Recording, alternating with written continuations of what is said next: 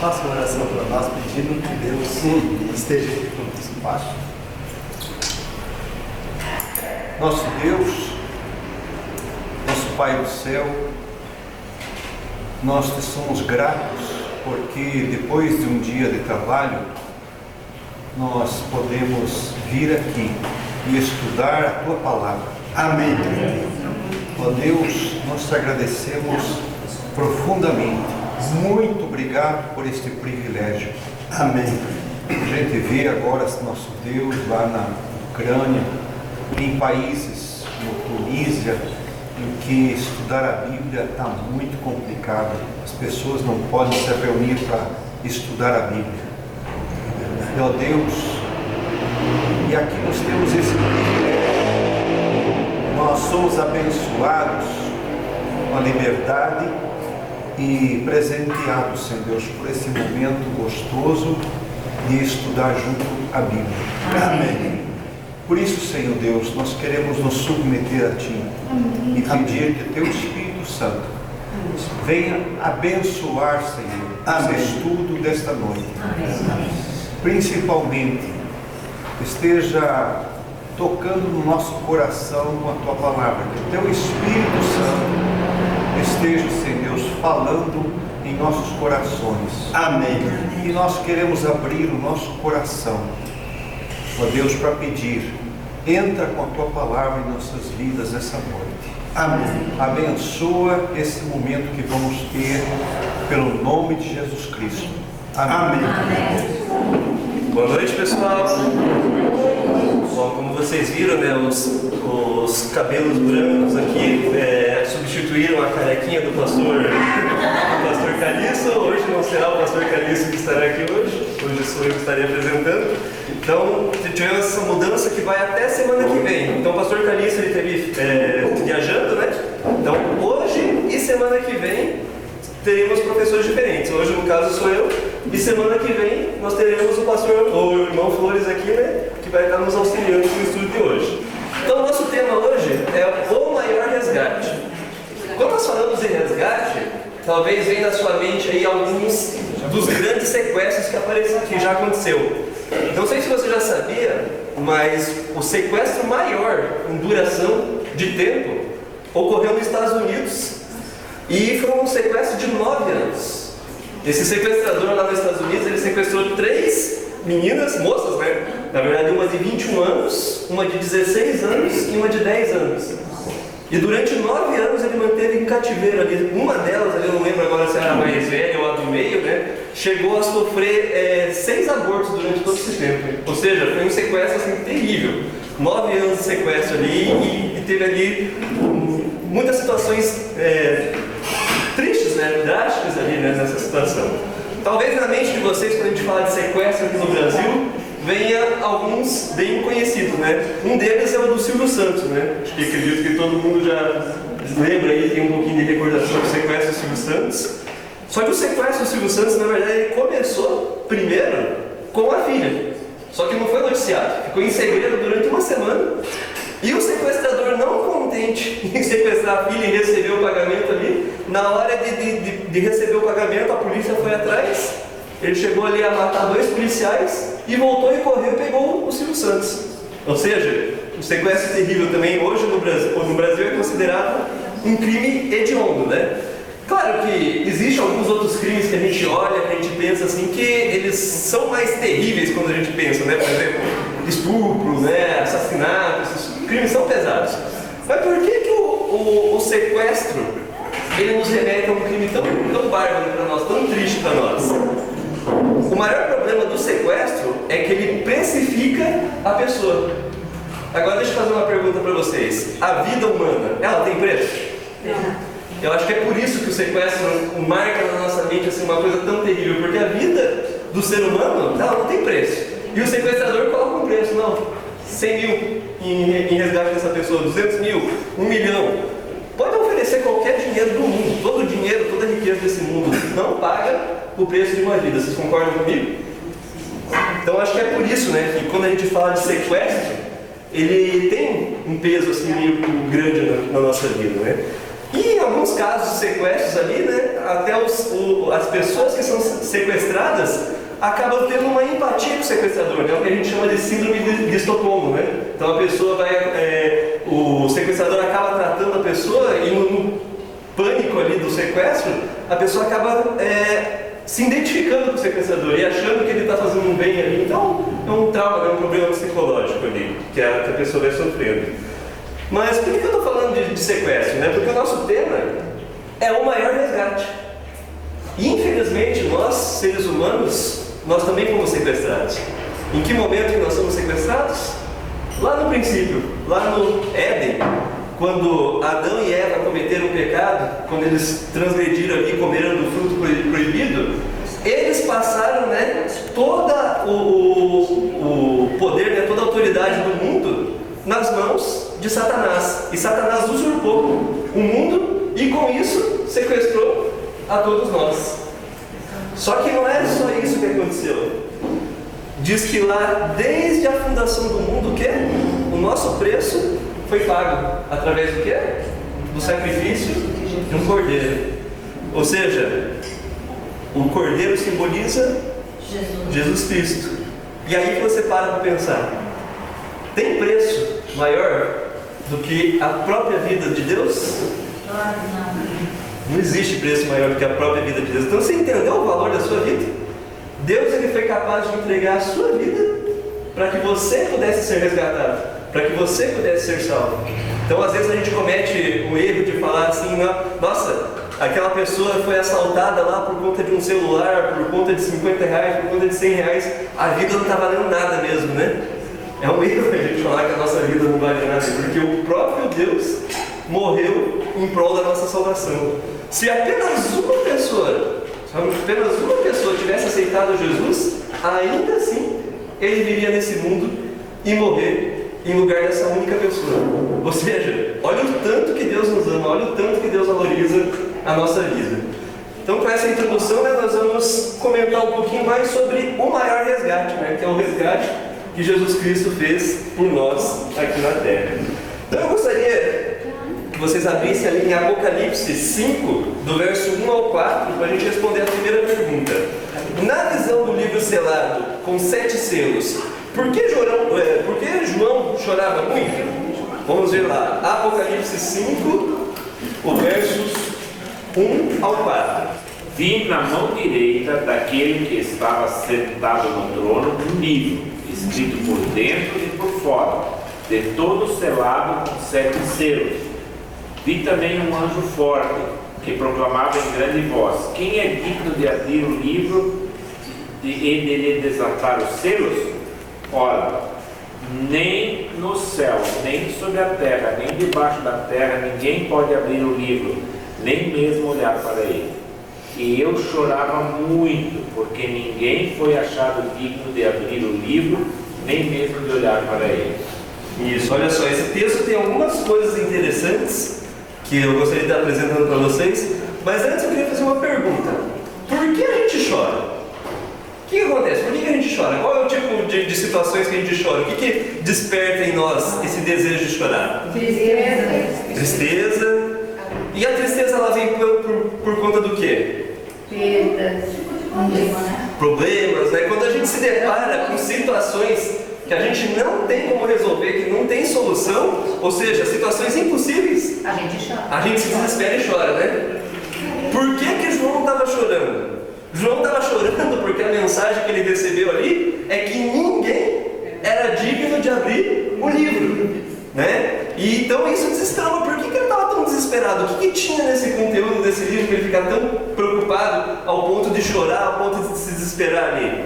É que esse livro, antes de eu falar sobre o livro, tem uma curiosidade sobre ele. Você já viu um livro que é escrito por fora e por dentro?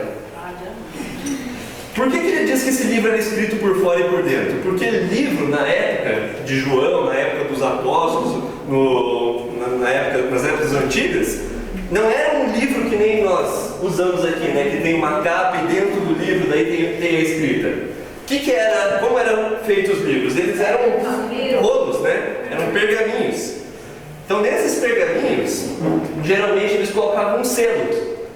E esse selo era o que bloqueava, o que fechava o livro, para somente aquela pessoa que tinha autorização, ou seja, aquela pessoa que era digna, poder desatar. Porque se alguém tivesse desatado e ele não era endereçado a ela, ia saber que foi tirado lá, que alguém abriu um livro que não era digno, né, dele abrir, é somente o dono. Só que ali em Apocalipse diz que existia um livro com 7 selos e ninguém era digno. Isso que fez o João ficar triste ali, se desesperar, porque João sabia que o conteúdo daquele livro ali era todos os relatos de como Jesus, de como Deus iria fazer para que nós pudéssemos nos salvar durante o decorrer das épocas. Ou seja, ali tinha a história da salvação, o que Deus estava planejando, né, para salvar o seu povo. Então por isso que ele se desesperou ao saber que ninguém era digno de abrir aquele livro. Então vamos responder ali a pergunta, né? Na visão do livro selado, com 7 selos, por que João chorava muito? Porque ninguém era digno de abrir o livro. Isso, né? Então porque nenhum ser criado no universo era considerado de abrir o livro e lhe desatar os selos. Ou seja, então ele entrou em desespero, né? Se preocupou ali com essa questão. Então, vamos lá agora para a próxima pergunta. Qual foi a boa notícia de um dos anciãos para João? Então vamos ler lá agora Apocalipse 5, do verso 5 ao 6. Pode ler, Maria? Todavia, um dos anciãos me disse: não chores, eis que o leão da tribo de Judá, a raiz de Davi, venceu para abrir o livro e os seus 7 selos. Então vi no meio do trono e dos 4 seres viventes e entre os anciãos, de pé, um cordeiro, como tendo sido morto. Ele tinha 7 chifres, bem como 7 olhos, que são os 7 Espíritos de Deus, enviados por toda a terra. Isso, então olha só. Então um dos anciãos de dias, né, dos 24 anciões, isso daqui sobre os 24 anciões, né, tem alguns teólogos que entram na discussão, dizendo que esses 24 anciões poderiam ser seres celestiais, né, ou seres de outros planetas, de outros mundos, né, que se reuniram ali. E outros teólogos eles dizem que esses 24 anciões podem ser aquelas pessoas que ressuscitaram quando Jesus ressuscitou. Então naquele momento que abre as tumbas e pessoas ressuscitam, então alguns teólogos acreditam que essas pessoas ascenderam ao céu e estão lá e representam um desses 24 anciões ali no caso. Eu não vou entrar na discussão desse tema, qual é o certo, qual não é, até porque fica para nós difícil, né? Aquilo que a Bíblia não deixa tão claro, a gente pode apenas indagar, né? Pode ser, pode não ser. Isso não interfere em nada, né, na nossa salvação, saber quem são esses 24 anciãos. Só a título de curiosidade, né? Então pode ser que sejam seres celestiais, pode ser que sejam seres de outros mundos, né? Porque nós não acreditamos que somos exclusivos num universo tão grande, só tem os seres humanos e os anjos, né, que a Bíblia relata. Então, pode ser que existem outros seres também. Mas, entretanto, né, o que destaca aqui, o que é importante, é que João disse que existia sim alguém que era digno, o ancião disse que existia alguém sim que era digno de desatar esse livro. Aquele que foi como se fosse, que havia sido morto.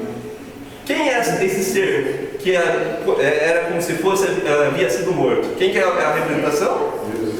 Jesus Cristo. Por que na primeira parte ninguém era digno? Porque nenhum ser criado, quer na terra, quer no céu, era digno de abrir aquele livro. Mas existia um que era digno, porque ele era tanto humano como divino, que era Deus. Jesus Cristo era o único digno de desatar aqueles nós.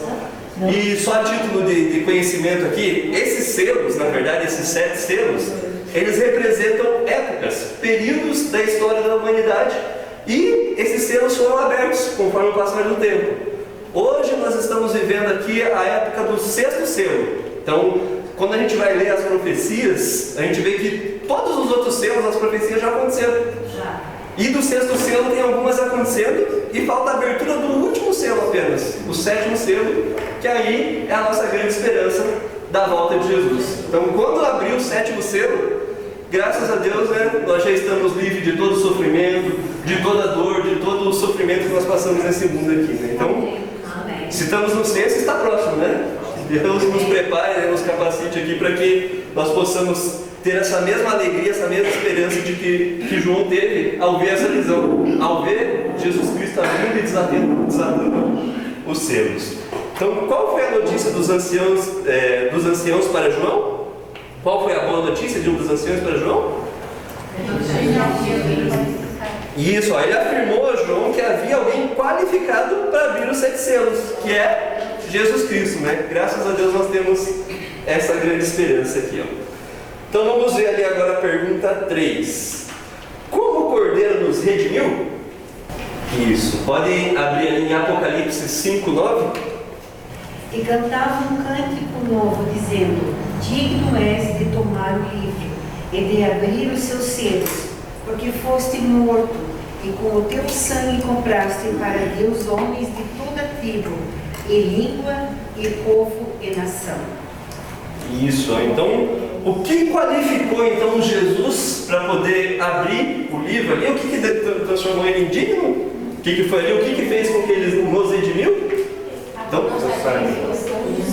exatamente, o sangue que foi derramado na cruz pagou o preço do nosso sequestro. Satanás, quando o ser humano pecou, ele quis meio que colocar Deus no checkmate.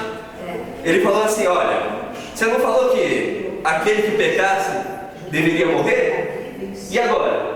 O ser humano pecou, Adão e Eva pecou, então agora eles têm que pagar o preço, eles têm que morrer.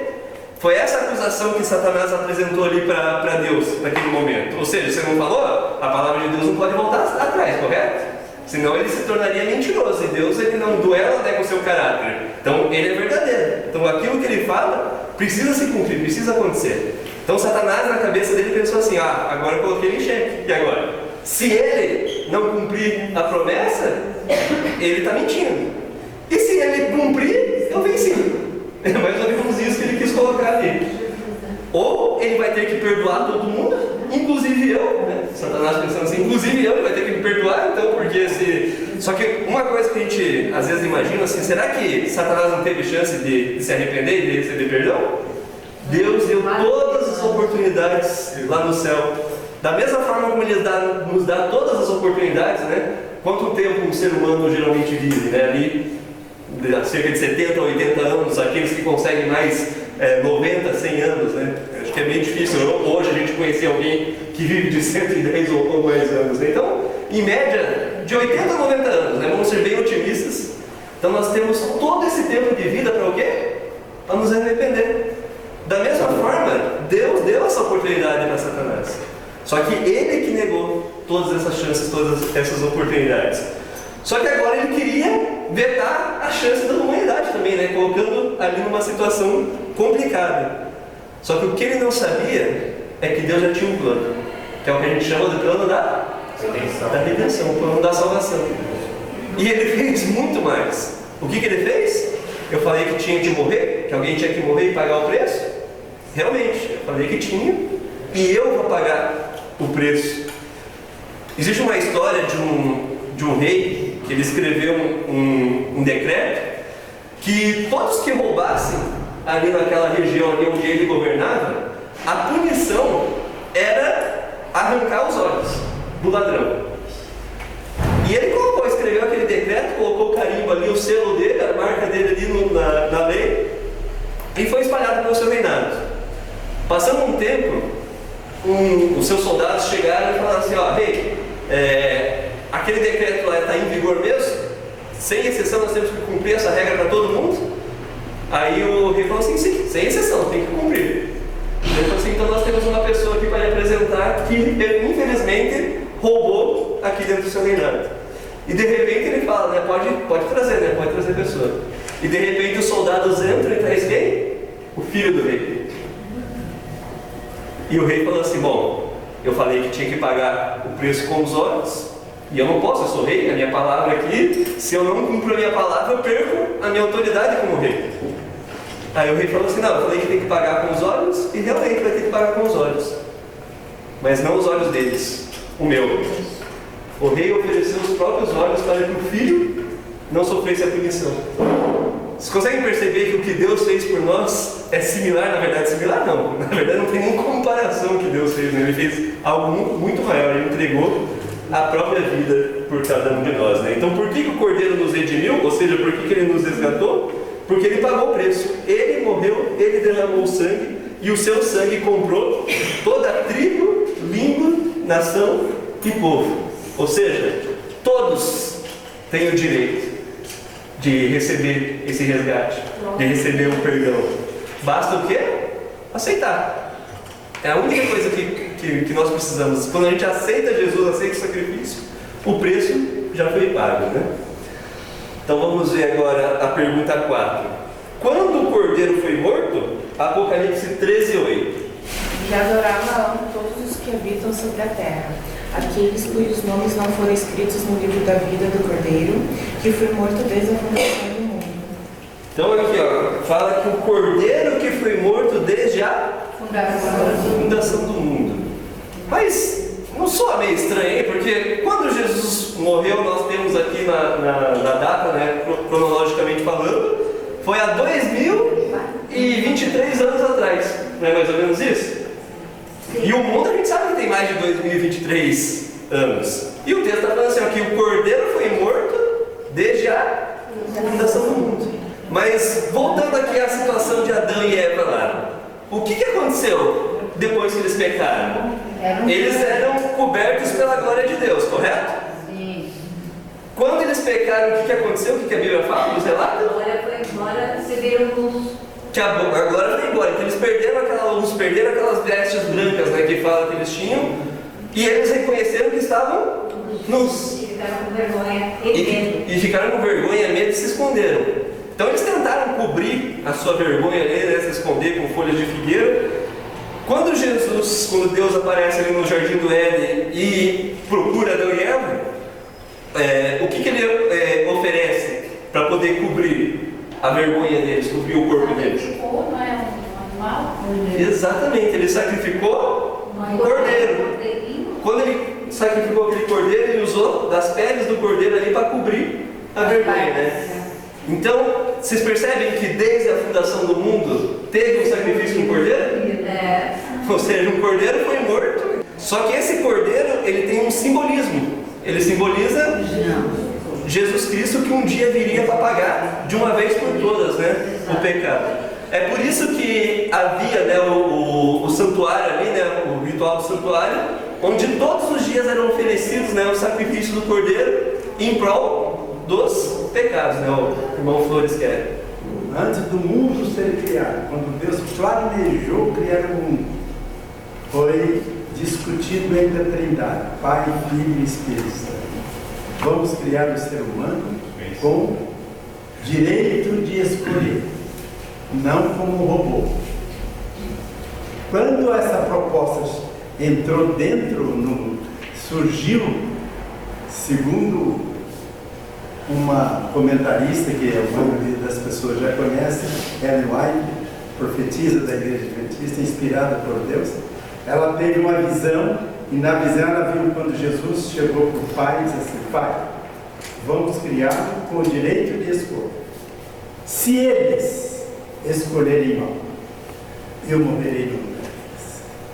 Então, o livre-arbítrio, minha gente, é um presente que foi já otorgado para a raça humana, para a criatura humana, antes do mundo ser criado. É verdade. Direito de escolha. Complementando isso que o Flores falou, isso corrobora com a ideia de que Deus não foi pego de surpresa.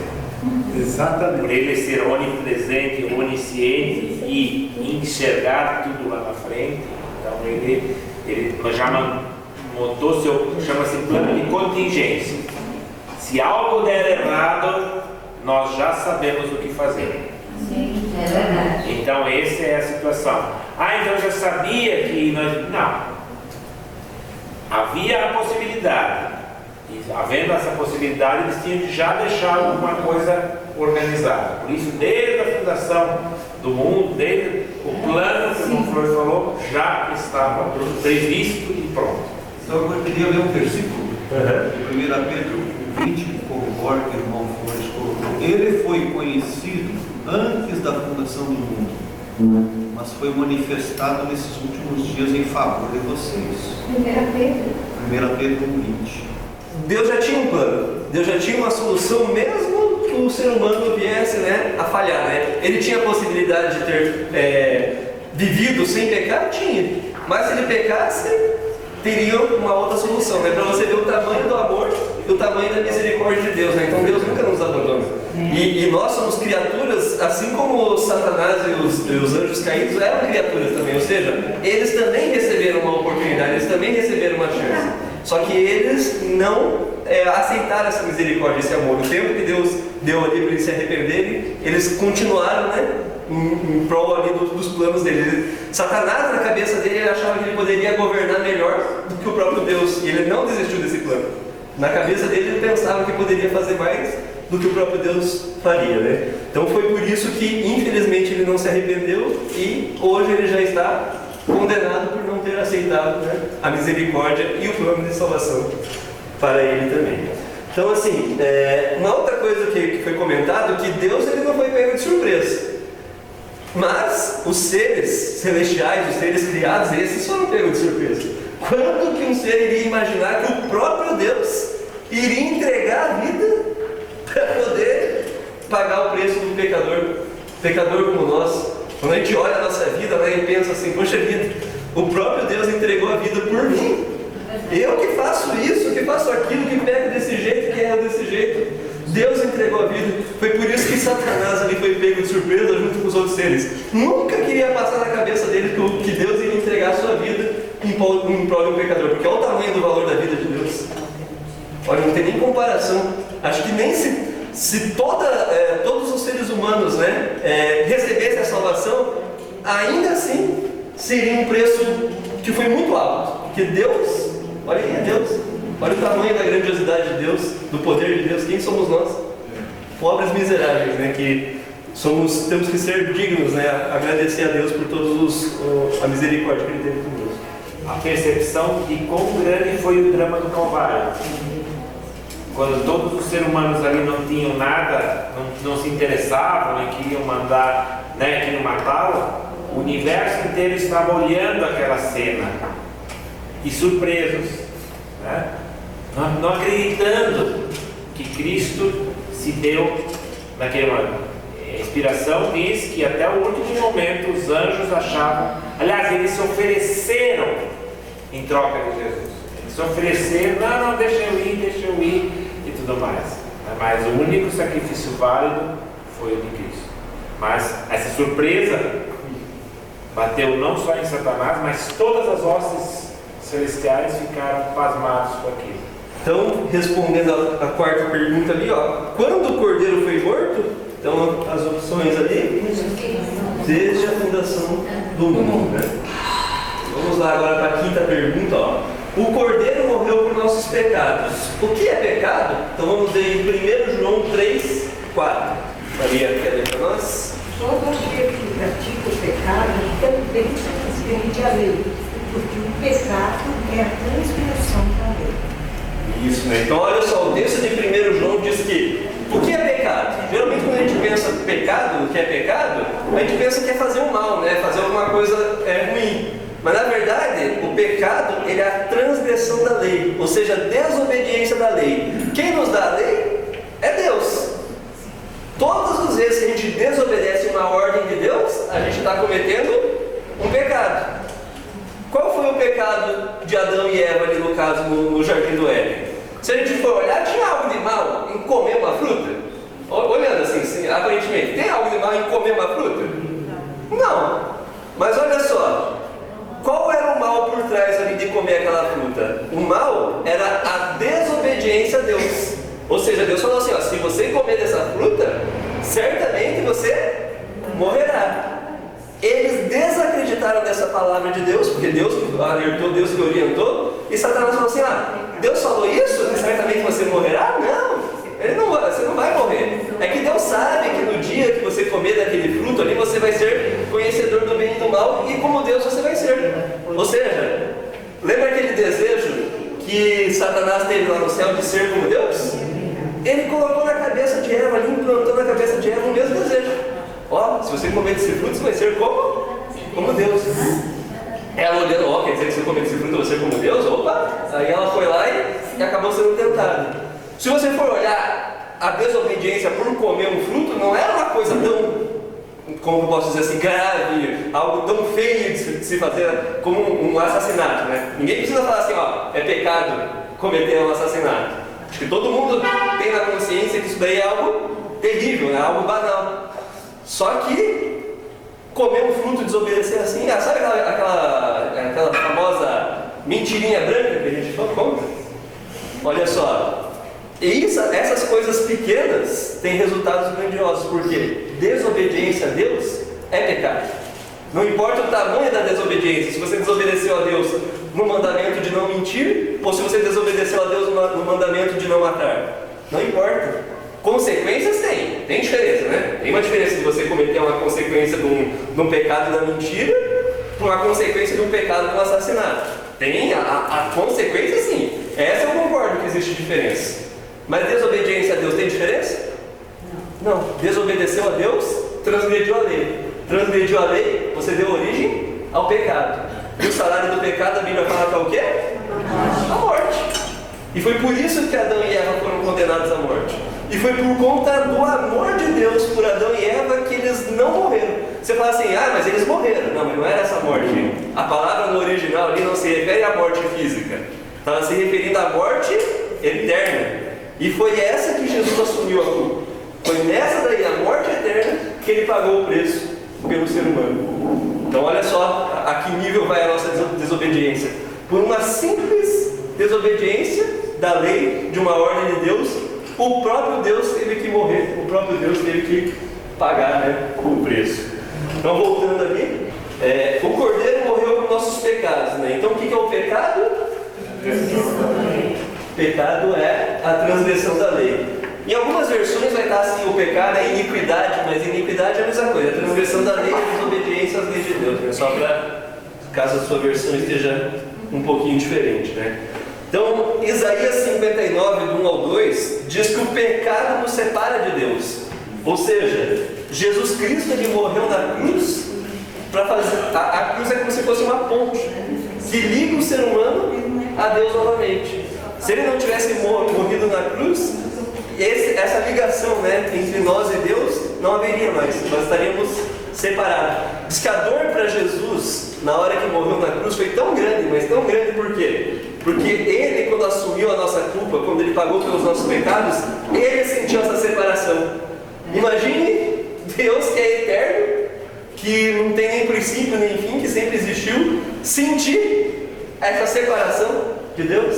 Sabe vocês que são pais, que têm filhos, sabe quando o filho viaja e fica muito tempo longe, não dá aquela saudade, não dá aquela dor? Eu não tenho filhos, né, como vocês sabem, mas eu já vi a minha mãe chorando, porque eu viajei e fui para um lugar que ia demorar uns 6 meses para voltar. E eu vi a minha mãe em pranto chorando. Eu falei assim, mãe, eu estou aqui a alguns quilômetros de distância, daqui 6 meses eu volto. Mas quem é mãe entende esse sentimento, né? Agora pensa em Deus se separando, Jesus se distanciando do Pai. Naquele momento, por ter assumido a nossa culpa, o que aconteceu? Houve essa separação. Uma terrível morte. E para ele foi terrível. Então por isso que ele chorou, por isso que Jesus entristeceu. Então agora vamos ali para a pergunta 6, né? Que promessa Jesus faz aos que forem fiéis até o fim? Então vamos ler Apocalipse 2:10 e assinar como verdadeiro ou falso. Quem pode ler para nós Apocalipse 2:10? Não temas as coisas que temos de sofrer. Eis que o diabo está para lançar a prisão de alguns dentre vós, para seres postos à prova, e tereis tribulação de 10 dias. Ser fiel até a morte, e dar-te-ei coroa da vida. Isso, ó. Então, ó, das opções ali, ó. Ele prometeu que nós não passaremos por nenhum problema financeiro? Não. Infelizmente a gente ouve aí, né, uma tal de teologia da prosperidade que fala que o verdadeiro cristão, né, ele não passa por problemas financeiros, que basta você ter fé, basta você confiar em Deus ali que você vai ser provido. os seus problemas, né, da sua situação financeira. Se a gente for ver essa teologia, biblicamente falando, ela não existe. Então, ele não prometeu isso. Então, a primeira opção ali é falsa, né? Receberão a vida eterna e perfeita quando Jesus voltar? Isso aqui é verdadeiro ou é falso? Verdadeira, né? Serão curados agora de todas as doenças? Falso. Falsa, né? Então a única opção correta aqui, né, é receber a vida eterna e perfeita quando Jesus voltar. Amém? Amém. Eu acredito que não tem promessa melhor do que essa. Vamos imaginar que se hoje Jesus falasse assim para você, pegar aqui a Maria: Maria, olha só, você vai viver nesse mundo, você vai passar dificuldade financeira, você não vai ter o que comer muitas vezes, você vai passar por doenças, por enfermidades, mas eu estou te garantindo que no final disso tudo, você vai receber a vida eterna e perfeita na volta de Jesus. Você aceitaria essa proposta? De passar por tudo isso, de sofrer por tudo isso, com essa garantia de que no final você iria receber essa salvação, essa vida eterna, essa vida perfeita? Aceitaria essa proposta? Sim? Acha que sim, né? Tem mais alguém não aceitaria essa proposta? Todo mundo, né? Todo mundo aceitaria essa proposta. Mas isso eu falo porque foi essa a proposta que Jesus fez para nós. Para nós sermos o quê? Fiéis até a morte. Que isso aqui é certeza, gente. Isso aqui é garantia. Deus está prometendo: eu já morri por você. Eu já paguei o sequestro que Satanás usurpou ali o mundo e usurpou todos os seres humanos. O preço do resgate já foi pago. Então está garantido que todos nós vamos ter direito à vida eterna. Tem muitas pessoas que pensam assim: mas eu cometi esse pecado, eu cometi essa falha. Gente, não importa o pecado que você cometeu, não importa a falha que você cometeu, não tem nada que pode separar você do amor de Cristo. Claro que dizer que, então quer dizer que eu posso cometer todos os pecados? Não, é isso que eu estou falando. Eu estou falando que o amor de Deus pagou o preço do resgate de cada um de vocês. Só que uma vez que você é resgatado, uma vez que você é salvo, qual que é o seu comportamento? Você vai voltar a fazer as coisas erradas? Não.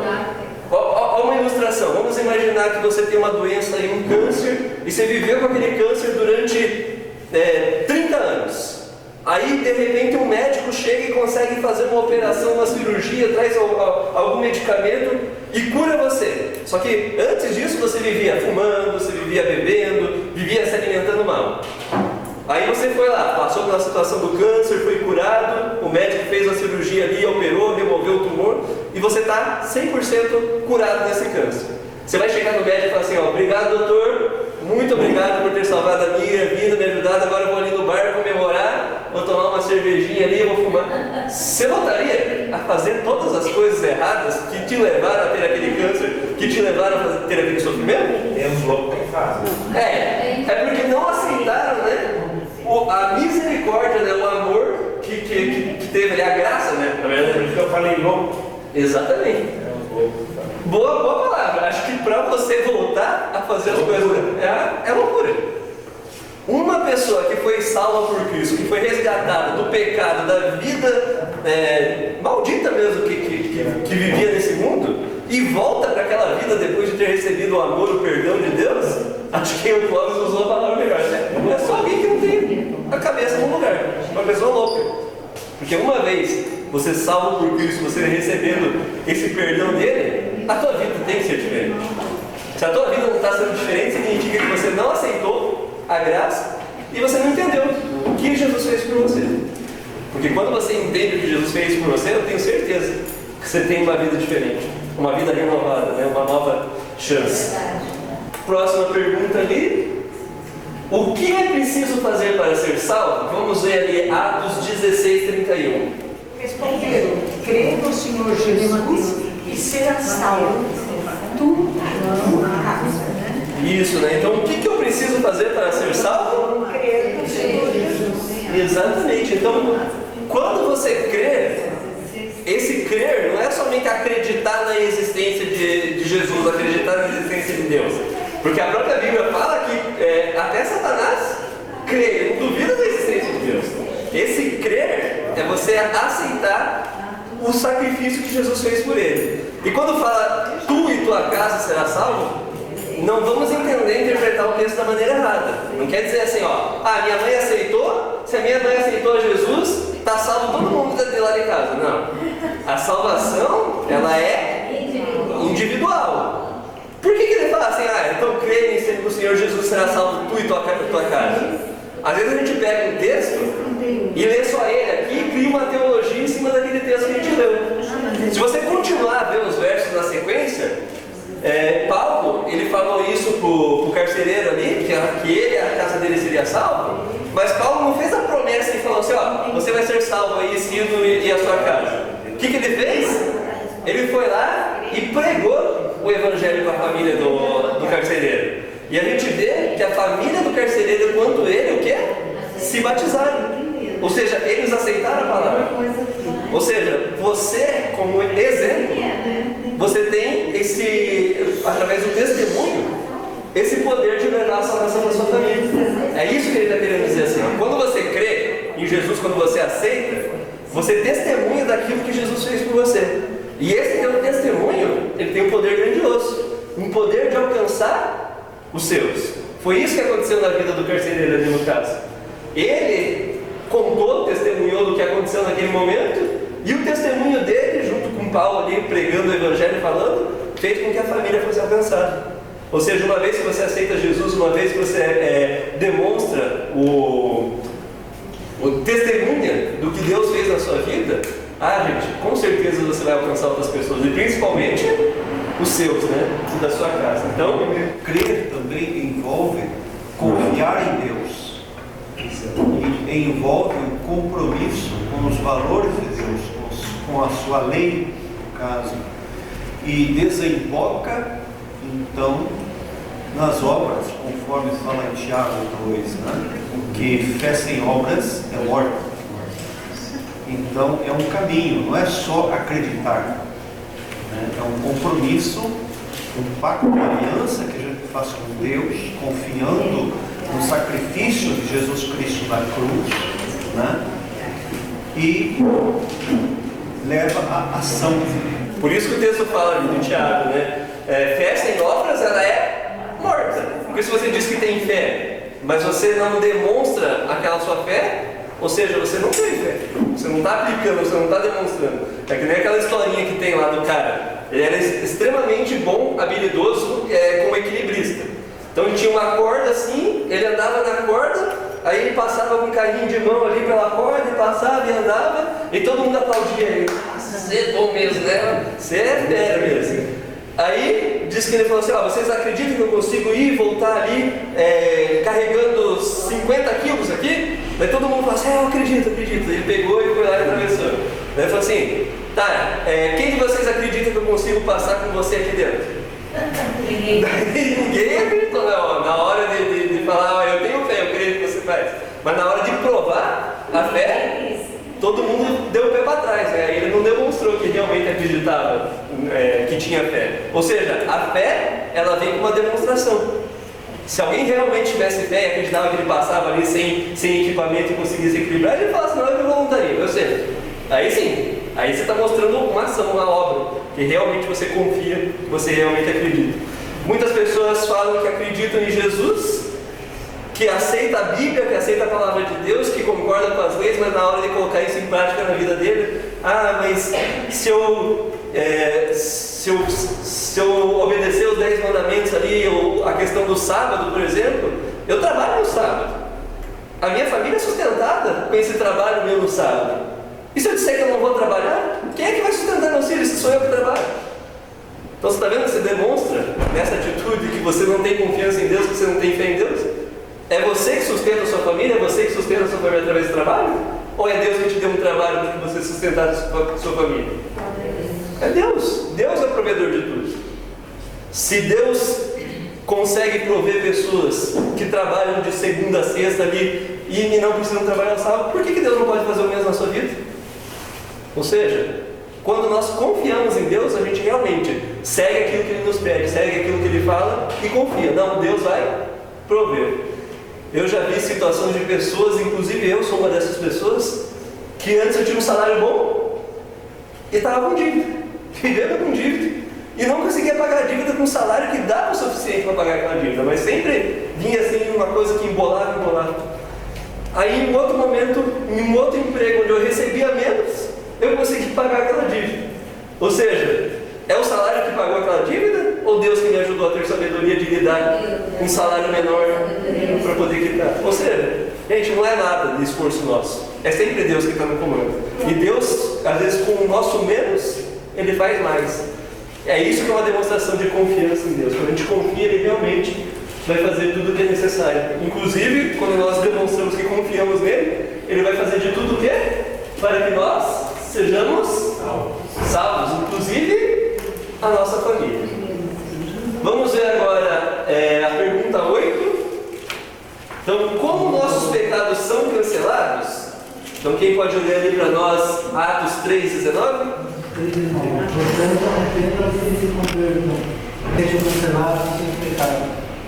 Isso, então ó, o texto está falando que a gente precisa o quê? Arrepender e converter, né? Eu gosto dessa palavra arrependimento porque ela no original, em grego, é a palavra metanoia. Quando nós falamos essa palavra no grego, ela tem um significado mais profundo do que arrependimento. Dizer assim, não, eu estou arrependido. Ela tem um sentido de você mudar o teu pensamento e mudar suas atitudes. A própria palavra significa assim, uma mudança de caminho, uma mudança de mente, uma mudança de pensamento e de atitudes. Então assim, se você fala assim, eu creio, você começa a mudar na sua mente. Mas se você não começa a aplicar aquilo que você crê, aquela fé que você tem, ainda não teve um arrependimento total. Vou pegar uma ilustração aqui. Vamos imaginar que você pegou teu carro, está atrasado para vir aqui na classe de terça-feira, aí você sai correndo e passa no sinaleiro. Você passou no sinaleiro no vermelho, e daí você fez, não, mas eu estava atrasado, eu tinha que chegar aqui, passou no sinaleiro e chegou. Aí de repente chega lá na sua casa uma multinha. Daí você fala assim, não acredito, por que eu fui fazer aquilo, né? Isso aqui é um arrependimento? Não. O nome disso é remorso. É quando você só sente mal pela consequência. Ou seja, você desobedeceu uma lei de trânsito e você não estava mal, se sentindo mal porque você desobedeceu uma lei de trânsito. Você se sentiu mal porque você teve uma consequência por desobedecer aquela lei. Agora, a pessoa verdadeiramente arrependida, ela vai pensar assim, meu Deus, por que aquele dia eu passei no vermelho? Eu poderia ter causado um acidente, eu poderia ter feito mal a alguém, batido o meu carro. Eu nunca mais vou passar no sinal vermelho, porque se eu fizer isso, né, eu posso atentar contra a vida de alguém, inclusive a minha. Isso sim é uma demonstração de verdadeiro arrependimento, porque a pessoa teve consciência do seu erro e decidiu não fazer mais. Ou seja, teve uma mudança. Ele falou assim, eu não vou mais tomar essa atitude a partir de agora porque eu reconheci que é errado, porque eu reconheci que isso não deve ser feito. Pode falar do Zaqueu, né? Exatamente. Ele olhou ali, né, percebeu que ele estava vivendo uma vida errada, cobrando impostos abusivos ali, né? Tudo isso fez com que ele falasse, opa, que vida que eu estou tomando, olha que vida que eu estou seguindo, está errado isso. E ele mudou, né? Totalmente. Não mudou somente o pensamento dele, como as atitudes, né? Não foi só uma mudança de pensamento, também foi de atitudes. Tudo, né? Então, esse é o verdadeiro arrependimento. Então, quando Deus fala para você se arrepender, é isso. É você mudar a sua mente, que às vezes você pensava que aquilo que você estava fazendo não era errado. Aí você mudou, opa, é errado sim. Então mudou a mente. E depois que muda a tua mente, você muda as tuas atitudes, né? As tuas ações. Então, como nossos pecados são cancelados, então a resposta é arrependimento e conversão. Então, arrepender e converter é você mudar, né? Então, vamos ver agora a pergunta 9, né? O que devemos fazer para receber, além do perdão, a purificação dos nossos pecados? 1 João 1,9. Se confessarmos os nossos pecados, Ele é fiel e justo para nos perdoar os pecados e nos purificar de toda a injustiça. Isso, né? Então, além de você se arrepender, você precisa confessar. Esse confessar não é porque Deus, Ele não sabe o que você fez. Quando Deus perguntou para Adão e Eva, né, aonde vocês estão, não é que Deus não é para que eles entendessem, né, o erro que eles cometeram, para eles darem uma resposta e entenderem que eles pecaram, que eles cometeram a falha.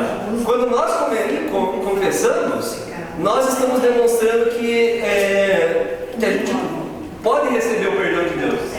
Quando você fala, vamos pensar assim, eu sei que a maioria de vocês já faz tempo que não estão sob o guarda-chuva dos pais aqui, mas quando você cometia um erro e você contava para o teu pai, não batia aquele medo?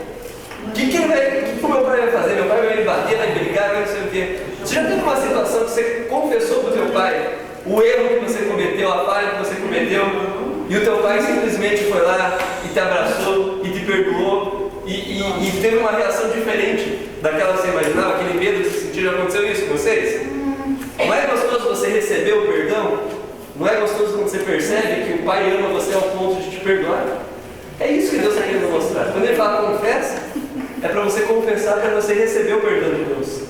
Se você guarda aquela mágoa, se você guarda aquilo ali para você e não confessa e não fala, isso corrói você. É para o seu bem que Deus está falando para você confessar. Quando você fala, quando você desabafa, quando você abre o coração, tudo aquilo que está te corroendo, tudo aquilo que está te fazendo mal, que o pecado causa isso, né? Deus está te pedindo para você se abrir com Ele, para você poder receber o seu perdão, né? Então, respondendo ali o que devemos fazer para receber, além do perdão, a purificação dos nossos pecados? Então é confessar. Uma vez que você confessa, você é limpo, você é purificado, porque você tira aquele peso, você tira aquilo que o pecado faz conosco, né? Quando você abre o coração a Deus verdadeiramente. Próxima pergunta é 2 Coríntios 5,17. O que aconteceu quando alguém aceita, o que acontece quando alguém aceita Jesus como seu Salvador? 2 Coríntios 5,17. Se alguém está em Cristo, nova criatura é. As coisas velhas já passaram e eis que tudo se fez novo. Isso, olha só que texto maravilhoso, né? Diz assim: quem está em Cristo Jesus, ele é a nova criatura. Aquilo de errado que você fez, passou. Deus está falando assim, ó, deixa para trás, abandona para trás todo o teu pecado, todos os teus erros. Não reforça tudo que a gente estudou até agora. Tu não percebe assim quando você se arrepende? Sim. Deixa tudo para trás. Quando você se arrepende, você muda a tua mente, você muda teu caminho. Você é uma nova criatura. Então o arrependimento ele faz isso, né? Faz com que a gente se torne um novo ser, uma nova criatura. Então vamos preencher ali, ó. Então, e assim se alguém está em Cristo, é nova criatura, as coisas antigas ou passadas já passaram. Eis que se fizeram novas. Então tudo é novo. Gente, é impossível você dizer assim, ó, eu aceitei a Jesus Cristo e a tua vida continua igual. Tua vida vai mudar. A partir do momento que você aceita Jesus Cristo, tua vida muda. Uma pessoa que fala que aceitou a Jesus Cristo e continua fazendo as mesmas coisas que antigamente, ela não aceitou Jesus Cristo ainda. A vida dela ainda não mudou, a vida dela ainda não foi transformada. E o último texto aqui, ó, o que Deus espera de você hoje? Apocalipse 22, 17. O Espírito e a noiva dizem, vem. Aquele que ouve, diga, vem. Aquele que tem sede, venha. E quem quiser, receba de graça a água das coisas. Amém? Olha só, então a promessa de Jesus é te dar a água da vida, né? A água na Bíblia ela sempre tem esse simbolismo de vida. Ou seja, hoje, quem vive sem água, diz que existe assim uma regra de 3. Você aguenta no máximo 3 minutos, tá? Que existem algumas pessoas que treinando conseguem passar disso, mas uma pessoa normal, comum, ela aguenta no máximo 3 minutos sem respirar, 3 dias sem água e 3 semanas sem comida. Então olha só, você vê o quão a água é importante, né? No máximo que uma pessoa vai viver sem água é 3 dias. E quando Deus está falando assim que Ele está querendo te dar a água da vida, Ele está querendo dizer que Ele está querendo te dar a vida eterna. É isso que Deus está te oferecendo, a vida eterna. Assim como a água é tão necessária para que a gente viva, aceitar Jesus, ter Jesus na sua vida é tão necessário para que você tenha a vida eterna. Quando nós aceitamos a Jesus, nós estamos recebendo esse dom precioso, né? Que Deus nos oferece, que é a vida, né? crer em Jesus, aceitá-lo como seu Salvador e Senhor e segui-lo até a entrada do reino eterno, né? Então é isso que Ele nos oferece quando Ele nos dá a água da vida. Quando a gente fala de salvação, de resgate de Jesus Cristo, vem um verso na nossa cabeça que acho que todo mundo sabe de decor, né? João 3,16. O que diz em João 3,16?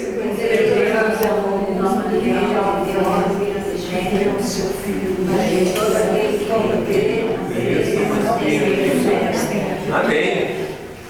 Quando nós lembramos desse verso, às vezes a gente fala ele de cor, fala repetido, a gente não consegue entender o tamanho do significado desse verso. E eu tenho uma ilustração que eu gosto de pensar sobre ela. Eu vou pegar um exemplo aqui. Elizabeth, você tem filhos? Sim. Quantos filhos você tem? 2 filhos? Homem, mulher? Um casal? Então eu vou fazer uma pergunta para você. Na verdade eu vou criar uma situação, uma ilustração. Vamos imaginar que vocês me conheceram como pastor, mas chegou uma época, um momento da minha vida que eu decidi não ser pastor mais. Eu falei assim, pastor não ganha tão bem assim, eu sou bem capacitado para conseguir conquistar mais coisas, eu quero uma casona, eu quero um carrão, eu quero conquistar a vida assim, financeiramente. E eu estou vendo que como pastor eu não estou conseguindo isso, então vou desistir de ser pastor. Daí eu saio do ministério e começo ali a buscar esse crescimento financeiro. Aí eu vejo que eu estou lutando e não consigo. Daí um amigo meu chega e fala assim, Thiago, eu estou vendo que você está lutando, batalhando aí para conseguir, né, tua casa, teu carro, teus sonhos aí, conquistar tudo que você quer. E eu estou vendo que você não está conseguindo. Eu tenho uma solução para você. Uma proposta. Eu quero que você somente faça uma viagem. Se você fizer essa viagem e entregar uma encomenda para mim, você vai ter dinheiro suficiente para tudo isso que você está sonhando. Proposta tentadora, é boa, não é? Uma única viagem para você conseguir tudo que você quer, tudo que você deseja? Aí eu falo, quer saber? Eu vou aceitar. Aceita a proposta. Depende do que você tem que entregar. Pois é. Daí ele chega com a notícia, olha, dentro dessa mochila aqui, ó, tá carregada com cocaína. É só isso que você tem que levar lá para Tailândia. Eu não vejo uma outra forma de eu conseguir. Eu vou aceitar uma vez só. Vai dar certo. E eu aceito essa proposta. E viajo com essa mochila carregada, desembarco lá na Tailândia. No que eu cheguei no aeroporto ali, eu fui condenado. Não sei se vocês sabiam, mas na Tailândia existe uma pena de morte para quem entra com drogas. E quando eu chego lá, eu descubro que eu fui condenado ao quê? A morte na Tailândia. Aí eu fico desesperado. Quem quer morrer? Ninguém quer morrer, né? Aí eu começo a ligar. Ligo para uma pessoa, ligo para outra, assim, desesperado. Daí eu consigo um advogado. Aí o advogado fala assim, olha, Thiago, eu estudei as leis da Tailândia aqui e eu percebi que existe uma brecha na lei aqui. A lei está dizendo que uma pessoa que entra com droga, realmente, ela paga com a morte. Tem que pagar com a morte. Mas ele disse que é uma pessoa, ele não disse qual pessoa. Se você conseguir arrumar alguém para morrer no teu lugar, você se livra. Aí eu começo a ligar desesperado e eu lembro assim da Elizabeth. Ai, vou ligar da Elizabeth. Daí eu falo assim, ó, ligo para Elizabeth e falo assim, Elizabeth, lembra daquele tempo da igreja do Juvevê, né, aquele momento gostoso que a gente teve nas taxas de terça-feira? Eu lembro que você gostava de mim bastante, Elizabeth. Eu lembro que você me recebia com um sorriso gostoso. Eu queria saber uma coisa, Elizabeth. Você tem 2 filhos, Elizabeth. Você não poderia ceder um dos teus filhos para poder morrer no meu lugar aqui na Tailândia? Olha só, é uma situação desesperada. Você ainda vai ter um filho. Elizabeth, se eu te ligasse fazendo essa proposta, qual seria a sua resposta para mim? Você não iria aceitar, né, Elizabeth? Por que eu contei essa ilustração? Vocês conseguem perceber o tamanho do amor de Deus para nós? Ele não tinha 2 filhos. Era um único filho. E ele foi capaz de aceitar essa proposta. Ele entregou o seu filho para morrer no nosso lugar. Então, todas as vezes que você lembrar de João 3,16, se coloca nessa situação. Você não entregaria seu filho por ninguém, como pecador. Mas Deus, ele foi capaz de entregar seu filho, seu único filho, para que todos nós pudéssemos ser salvos. Consegue compreender agora o tamanho do amor de Deus para você? Então que nós possamos, né, aceitar essa graça, aceitar essa misericórdia e receber nosso resgate. Vamos orar para que nós possamos encerrar nossa próxima de hoje? Oremos. Pai querido, muito obrigado, Pai, pelos momentos que nós passamos aqui. Obrigado, Pai, por reconhecermos o tamanho do seu amor para conosco, por sabermos que o Senhor pagou o maior preço pelo nosso resgate. E nós só temos a agradecer. Nos ajude a ser gratos em ação, Pai. Quando nós falamos que cremos em Ti, que aceitamos em Ti, que nós possamos, através de uma demonstração de fé, do nosso testemunho, realmente mostrar que aceitamos a Ti e que somos realmente gratos por todo o sacrifício e por toda a misericórdia que o Senhor teve por nós. Amém. Ajude agora, Pai, para que todos nós possamos sair daqui diferentes, sair daqui com a certeza da nossa salvação que Cristo Jesus nos deu. Que nós possamos voltar bem em segurança aos nossos lares e espalhar, Pai, essa notícia, espalhar essa graça para aqueles que ainda não a receberam. É isso que eu te peço e agradeço em nome de Jesus. Amém. Amém.